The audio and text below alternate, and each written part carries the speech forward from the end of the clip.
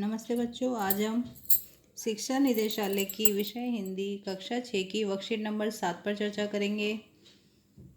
Worksheet को start करने से पहले इस जगह पर विद्यार्थी अपना नाम लिखेगा और इस जगह पर अपने क्लास टीचर का नाम लिखेगा। चलिए बच्चों, वर्कशीट स्टार्ट करते हैं।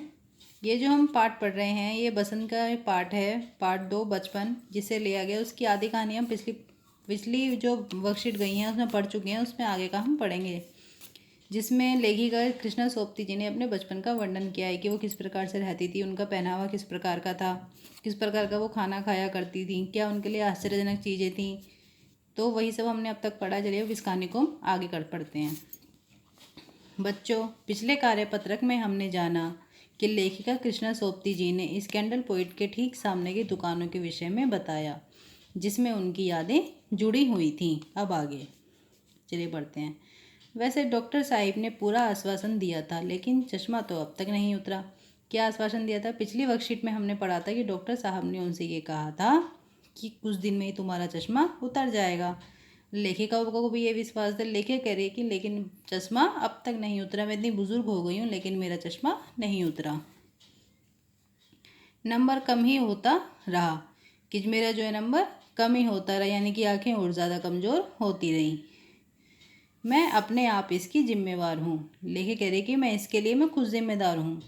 जब आप दिन की रोशनी को छोड़कर रात में टेबल लैम्प के सामने काम करेंगी तो इसके अलावा और क्या होगा? तो लेखिका कह रही कि मैं इसके लिए खुद जिम्मेदार हूँ। जो मुझे चश्मा लगा हुआ है, चश्मा नहीं उतरा, मेरी आंखें कमज़ोर होती गईं क्योंकि मैं टेबल लैम्प में काम किया करती है। अगर हम कम रोशनी में पढ़ाई करते हैं तो क्या होता है, हमारी आंखों पर जोर पड़ता है और हमारी आंखें कमज़ोर हो जाती हैं। तो टेबल लैम्प के सामने काम करने के कारण लेखिका की आंखें कमज़ोर हो गई थीं।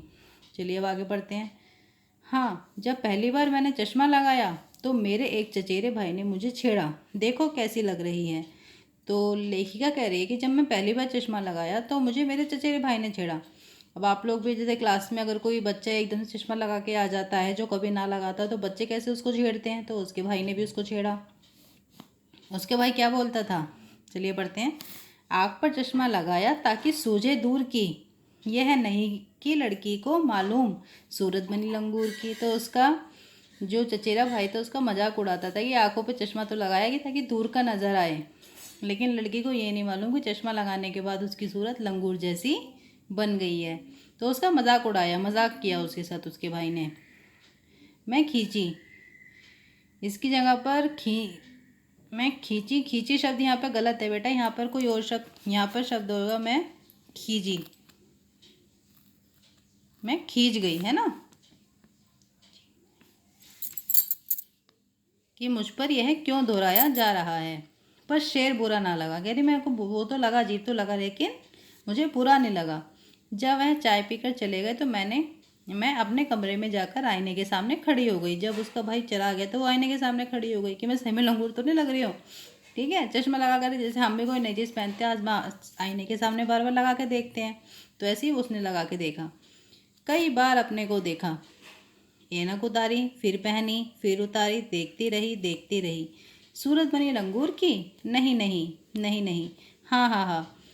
तो लेखिका का जो है अपने चेहरे को देखती रही कि भाई ऐसा क्यों बोल रहा है। मैंने अपने छोटे भाई का टोपा उठाकर सिर पर रखा, कुछ अजीब लगा, तो उसने क्या करा, अपने भाई का भी टोपा लगा के पहना। अच्छा भी और मजाकिया भी। तब की बात और थी, अब तो चेहरे के साथ घुल मिल गया है चश्मा। लेखिका कहते जब पहली बार लगाया था तब वो अजीब लगा था, लेकिन अब क्या हो गया है, अब चश्मा चेहरे के साथ घुल मिल गया है। जब कभी उतरा हुआ होता है तो चेहरा खाली खाली लगने लगता है, कि अब जगह चश्मा नहीं लगाए तो उसको खाली खाली लगता है। याद आ गया है वह टोपा, काली फ्रेम का चश्मा और लंगूर की सूरत। हाँ, तो उनको लेके कह रहे कि मेरे को लिखते हुए याद आ गया वो टोपे वाली कहानी, चश्मा, लंगूर की सूरत, तो इसलिए उसमें इसका वर्णन उन्होंने कर दिया। इन दिनों शिमला में मैं सिर पर टोपी लगाना पसंद करती हूँ। शिमला कैसा प्रदेश है बेटा? ठंडा प्रदेश है, वहाँ पर लोग अक्सर स्वेटर वगैरह पहनते हैं, टोपी पहनते हैं। तो लेखिका कह रही कि मैं सिर पर टोपी लगाना पसंद करती हूँ। मैंने कई रंगों की जमा कर ली हैं। क्या जमा कर ली हैं? टोपियाँ। कहाँ दुपट्टों का ओढ़ना, कहाँ सहज सुभीते वाली हिमाचली टोपियाँ। हिमाचली टोपियाँ कैसी होती हैं? गोल होती हैं। ठीक है बेटा। तो लेखिका को दुपट्टे के मुकाबले टोपियाँ पहनना ज़्यादा पसंद है। तो इसके प्रश्नोत्तर हम करते हैं बेटा। प्रश्नोत्तरों को करने से पहले आप इस पाठ जो हम वर्कशीट में पढ़ते हैं, वर्कशीट में कहानी का बहुत छोटा भाग दिया जाता है। आप इस पाठ को, आप सबको किताबें मिल चुकी हैं, आप इस पूरे पाठ को एक बार स्वयं से भी पढ़ा कीजिए अपनी किताब के माध्यम से पूरी कहानी को, ताकि आप कहानी को और अच्छे से समझ सकें, क्योंकि वर्कशीट में उतना कंप्लीट नहीं हो पाता है।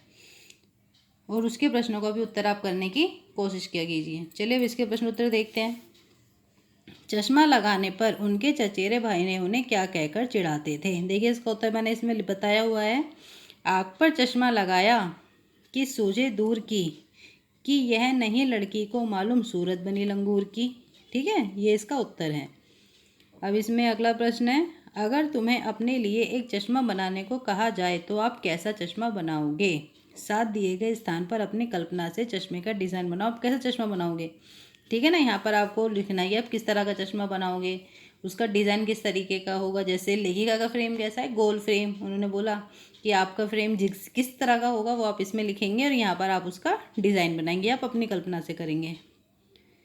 अगला प्रश्न है, अपने बचपन की कोई रोचक घटना याद करके लिखिए। तो आपको अपने बचपन की कोई रोचक घटना लिखनी है।